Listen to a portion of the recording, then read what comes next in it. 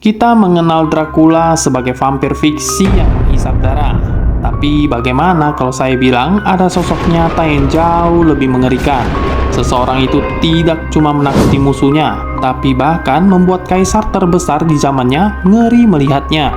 Inilah kisah Vlad the Impaler, penguasa yang kekejamannya melampaui Dracula fiktif. Selamat datang di sejarah yang paling gelap dari Rumania Selatan. Vlad III lahir sekitar tahun 1430 di Transilvania.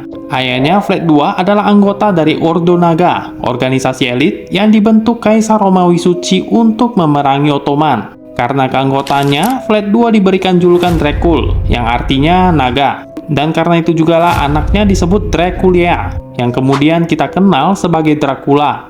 Tapi jangan salah, Dracula yang satu ini bukan penghisap darah. Dia memiliki metode yang jauh-jauh lebih mengerikan.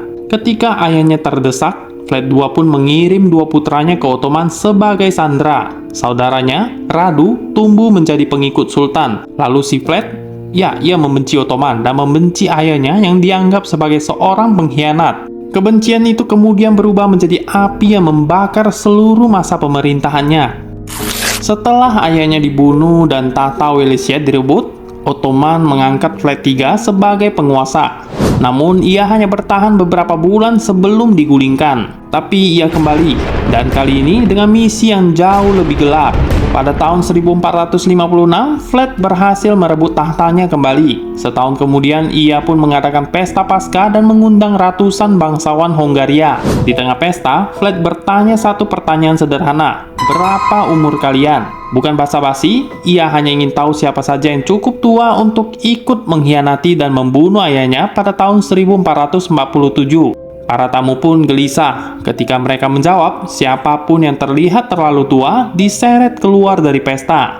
Di luar sana, sulap tajam sudah menunggu. Dan inilah sebabnya Vlad dikenal sebagai The Impaler, sang penyula. Ia menusukkan pasak melalui dubur korbannya perlahan hingga menembus mulut ataupun lehernya. Semuanya dilakukan dengan teknik untuk menghindari kerusakan organ vital. Artinya, korban bisa hidup berjam-jam bahkan berhari-hari sebelum kematiannya akhirnya datang. Ratusan mayat disusun rapi seperti hutan. Dunia menyebutnya The Forest of the Impaled, hutan orang yang tersulap.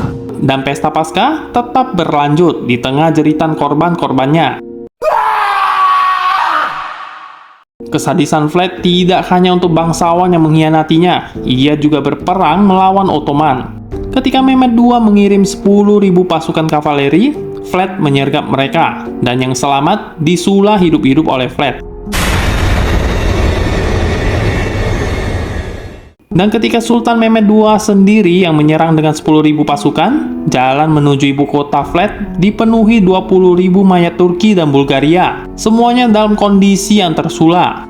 Catatan sejarah menyebut, bahkan Mehmed II, sang penakluk Konstantinopel saja gemetar melihat apa yang dilakukan oleh Vlad.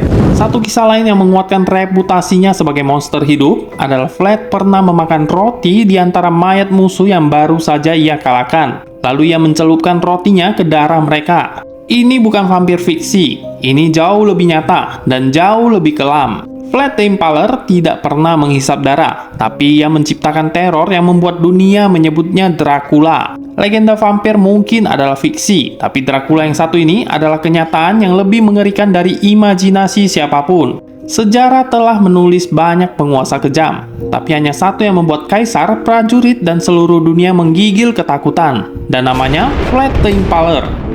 Beberapa legenda diciptakan oleh manusia, tapi yang satu ini lahir dari kengerian yang nyata. Darah yang mengalir bukan dari cerita, melainkan dari ribuan tubuh yang menjuntai di udara. Nah, itu dia kisah Vlad the Impaler. Tekan like, subscribe, komen, dan share. Terima kasih sudah menonton dan berhati-hatilah, karena tidak semua monster berasal dari legenda.